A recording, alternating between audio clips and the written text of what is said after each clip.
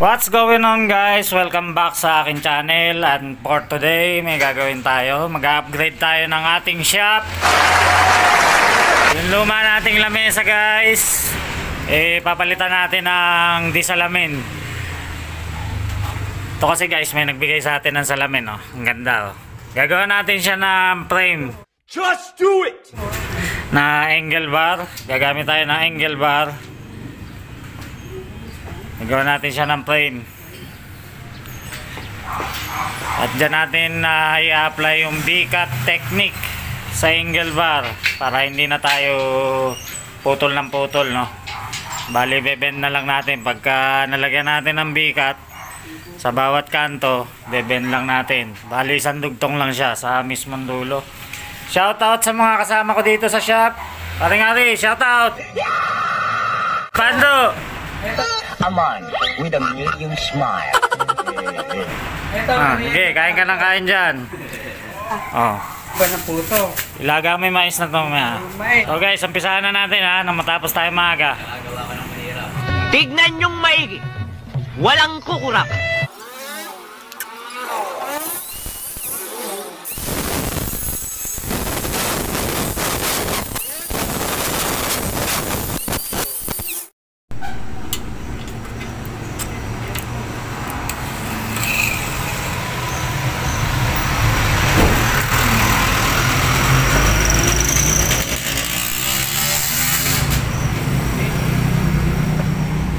$43.18.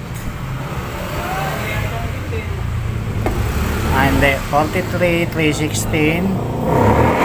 Allowance tayo guys ng 1.8, so magiging $43.116 lang.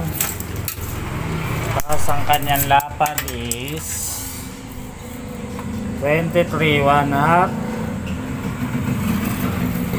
Allowance tayong 1.8, magiging $23.3.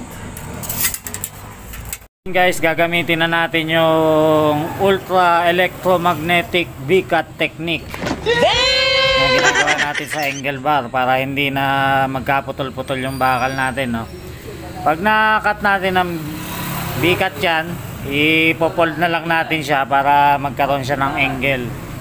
So hindi na siya dito, hindi na siya mapuputol dito. Dugtong-dugtong pa rin siya. Bibiyakan lang natin dito. Okay guys?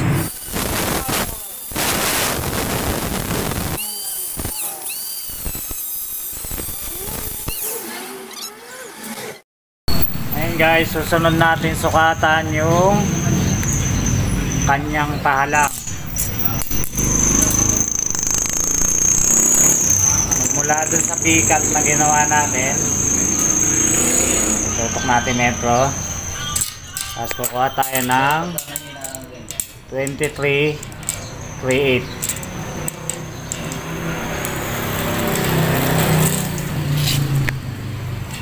Kumawit ha, kulit mo ha.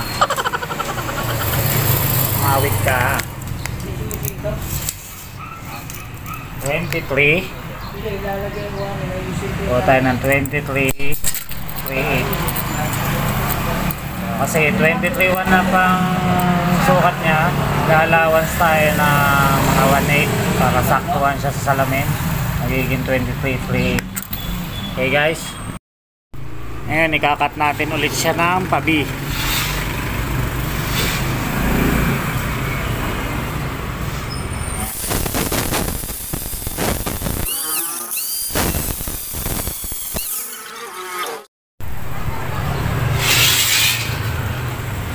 So guys, meron na tayo isang pahaba, meron na tayo isang pahalang. Yung susunod, isang pahaba ulit. Kakat pa tayo ng isa, then isa pang pahalang.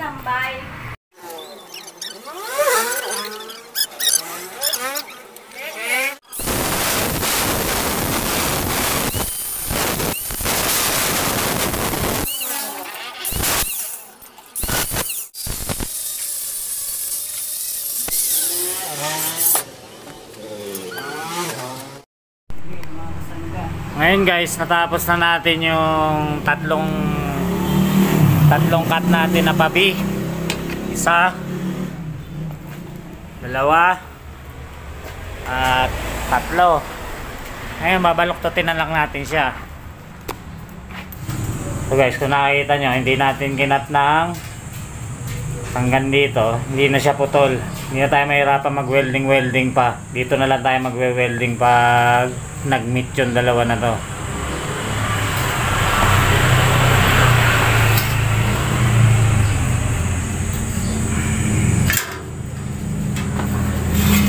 Yun, ganun siya guys.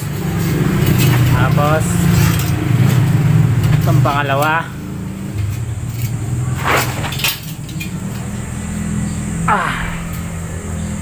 baluktutin din natin siya hanggang sa magtagpo sila. Ayan, see, kita nyo. And the last, itong isa, baluktot ulit.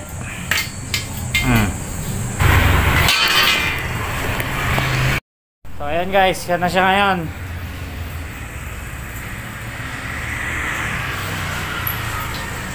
So ayan, ang unahin nating i-welding is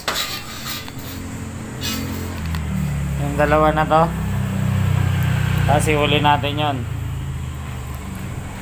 Ito guys, magtatagpo pa silang ganyan. Yan.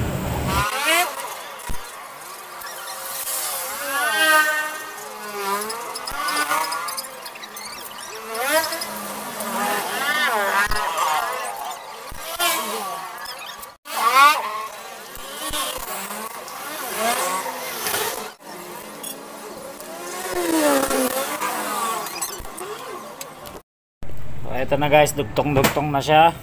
Eskwalado na yan. Pwede na tayo mag full weld.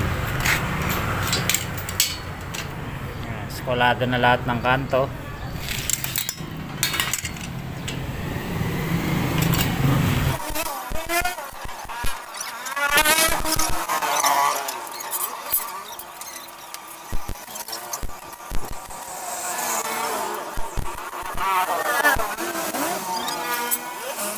Ngayon guys, tetestingin natin ipatong yung salamin kung lapat talaga siya.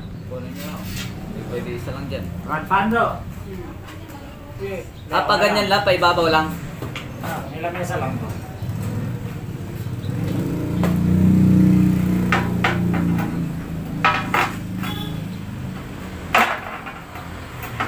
Yun, no. Galing na rin.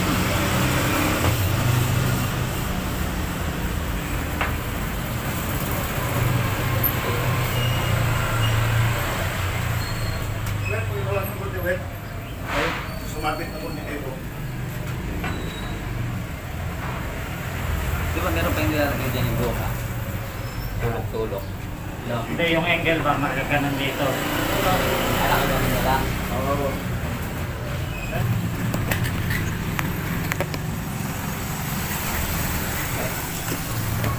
Pinawisan na nga ako. Eh, para papawisan ka pa. Okay, sukat na sukat. Ngayon naman guys, puputol tayo ng paa dito sa natirang angle bar. 4 na 21 1/4. Dinaya lang natin height nitong dati natin lamesa. Dapat ganyan lang kataas.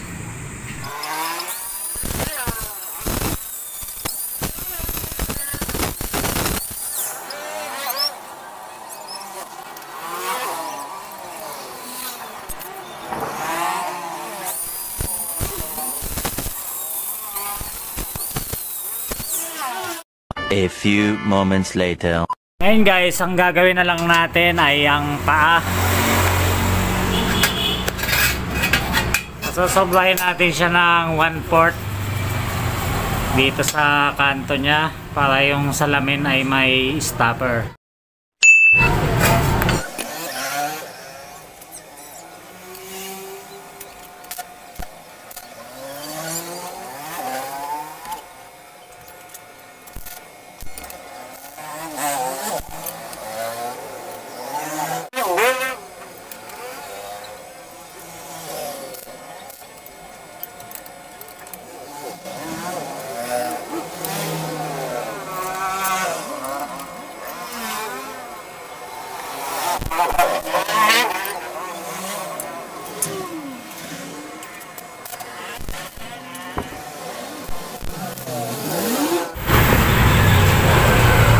Tumahimik.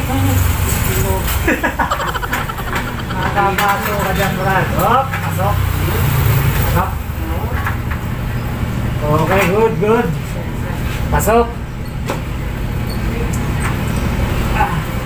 Ito. Yan guys, yung kabilang side naman ng endingan natin ng paa.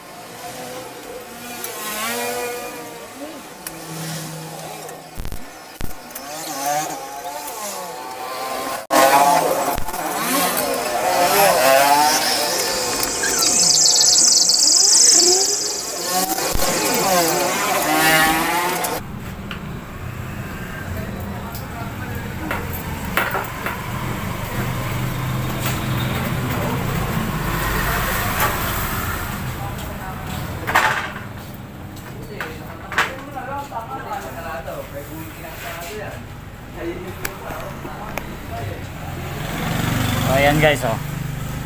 Pasok na pasok. Saktong-sakto lang. Excellent! Ngayon pwede na tayo mag full weld. Plus yung mga brace nya sa paa. Yung mga palang dito.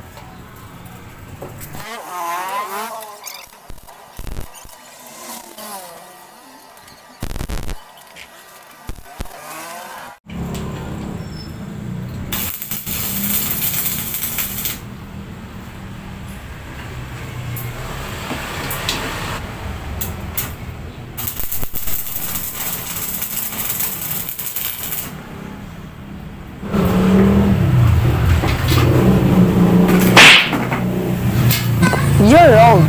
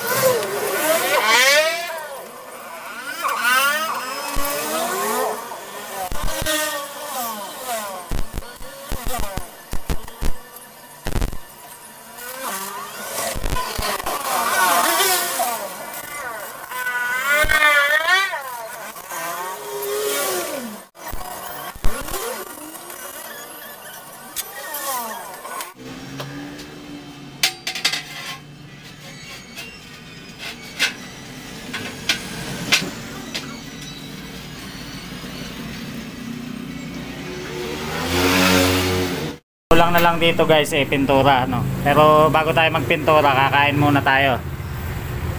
Testingin natin kung masarap kumain dito sa lamesang ginawa natin. Okay ba, Brad? Masarap kumain. Ayos, masarap ba? Maghain ka na kaya para makakain na tayo, ha? Pilmes. Masarap kumain yan dyan. Masarap pa ng ulam. Bangos. Bangos ba ulam? Brad? Bangos? Napakasarap. Akala ko nilagang baka ulam natin. Hindi pala.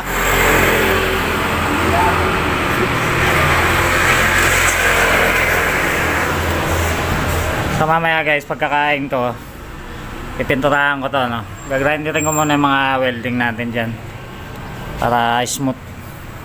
Tapos pipinturahan natin, i-sprayan natin ng maganda. Buksan ang kanin. Pinatik-tik. Ilaw yata. Anes, luto yan. Sige, sunod mo na yung ulam. Na guys, ang ating ulam. Wow, sarap niyan, Brad. The best. Wow, sausawan. Yes, the best.